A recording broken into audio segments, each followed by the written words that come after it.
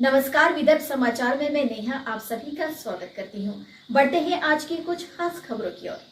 आज गुरुवार को प्रहार कार्यकर्ताओं ने किसानों की तत्काल कर्ज माफी की मांग को लेकर कोरपना तालुका में गढ़चांदुर कोरपना राष्ट्रीय राजमार्ग पर चक्का जाम आंदोलन कर दिया।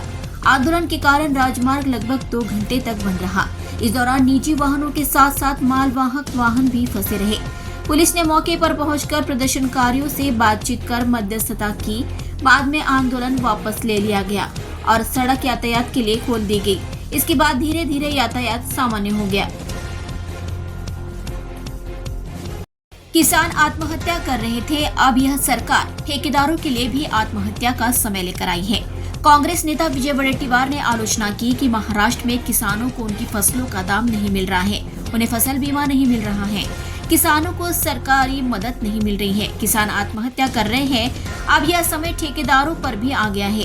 सांगली के जल जीवन मिशन में उन्होंने ठेकेदार के तौर पर काम किया, लेकिन पिछले 6 महीनों से बिल चुकाने वाली सरकार के कारण उन्होंने अपनी जान दे दी। सत्ता में आने के लिए महाराष्ट्र को कंगाल बना दिया गया है। ठेकेदारों के आत्महत्याओं के लिए सरकार जिम्मेदार है। महाराष्ट्राच्या जीवावर उठलेले सरकार रोज 7 शेतकऱ्यांच्या आत्महत्या होत आहे।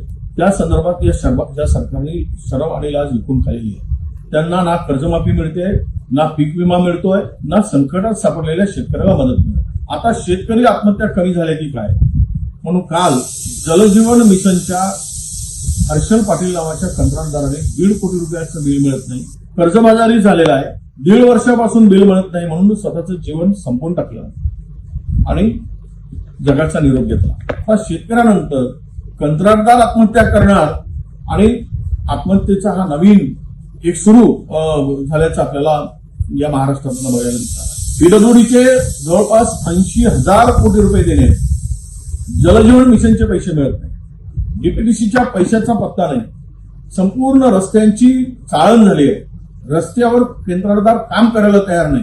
काय करणार, काय होणार आहे महाराष्ट्राचं? आणि आता तर जलजीवन मिशनच्या सरकारने आत्महत्या केली, पुढे पीडब्ल्यूडीचे सगळे आपले कंत्राटदार आत्महत्या करतील। म्हणजेच आता शेतकऱ्यानंतर ठेकेदार, कंत्राटदार यांच्या आत्महत्यांचा दौर सुरू होणार। कुठे गांभीर्यानं, कोण बघतोय गांभीर्याने या महाराष्ट्राला? कंगाल करून ठेवलाय, भिकारी करून ठेवलाय। काल कोकाटे म्हणाले आता हेच खरं आहे की यांनी सत्तेच्या हव्यासापोटी महाराष्ट्राला विकून खाल्लंय आणि महाराष्ट्राला कंगाल करून सोडलाय। यांचा बंदोबस्त प्रत्येक निवडणुकीत केल्याशिवाय हे वटणीवर येणार नाही, हे सरळ होणार नाही आणि यांची भ्रष्ट झालेली बुद्धी ही शुद्ध होणार नाही। हा विचार आता महाराष्ट्रातील जनतेने करावा, अशीच आता विनंती करायची पाळी आमच्यावर आली है। बंगाल की खाड़ी के ऊपर एक निम्न दाब क्षेत्र बना रहा है।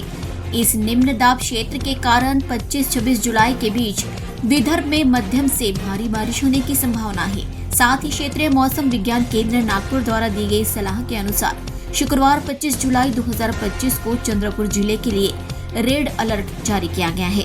पूर्वी और उत्तरी विदर्भ में सबसे अधिक बारिश होने की संभावना है, जिसमें भंडारा, गोंदिया, गढ़चिरौली, चंद्रपुर, नागपुर, वर्धा, अमरावती और यवतमाल जिले शामिल हैं। वर्तमान पूर्वानुमान के अनुसार 26 तारीख को अधिकतम वर्षा होने की संभावना है। 25-26 जुलाई के बीच पूर्वी विदर्भ में बांधों में जलभराव बढ़ने और नदी नालों में बाढ़ आने की संभावना से इनकार नहीं किया जा सकता।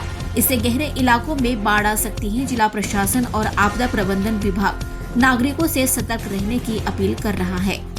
चंद्रपुर जिले में पिछले 2 दिनों से हो रही लगातार बारिश के कारण जिले के बांध, नदी और नाले भर गए हैं और कई पुलों के ऊपर से पानी बह रहा है। पुलिस स्टेशन विरूर के अंतर्गत मौजा विरूर से विरूर जाने वाले मार्ग पर नाले में बाढ़ आने के कारण शाम 6:30 बजे से सिरशी गांव के चिचबोर्डी के पास 2 निगम बसें सड़क पर फंसी हुई हैं और बस में 25 से 30 स्कूली छात्र और 25 से 30 ग्रामीण फंसे हुए थे। जैसे ही विरूर पुलिस को सूचना मिली, पुलिस स्टेशन विरूर के थानेदार उप निरीक्षक संतोष वाकड़े तुरंत पुलिस कर्मचारियों के साथ एक सरकारी वाहन में घटनास्थल पर पहुंचे और बाढ़ के पानी के कारण फंसे हुए और सुबह से भूखे छात्रों के पास गए।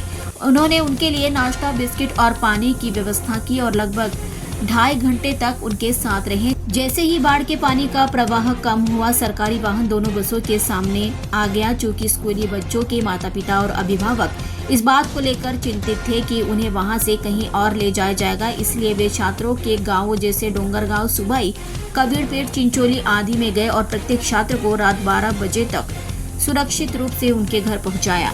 पुलिस अधीक्षक मुमुका सुदर्शन ने सभी नागरिकों से जल भराव वाले क्षेत्रों में जाने से बचने, बिजली के उपकरणों से दूर रहने, बहते पानी वाले पुल को पार न करने, बाढ़ या आपात स्थिति में 112 पर कॉल करने की अपील की है। चंद्रपुर पुलिस नागरिकों की सुरक्षा के लिए सदैव तत्पर है। खबरों में बस आज इतना ही। ताज़ा खबरों के लिए देखते रहिए विदर्भ समाचार। तब तक के लिए नमस्कार।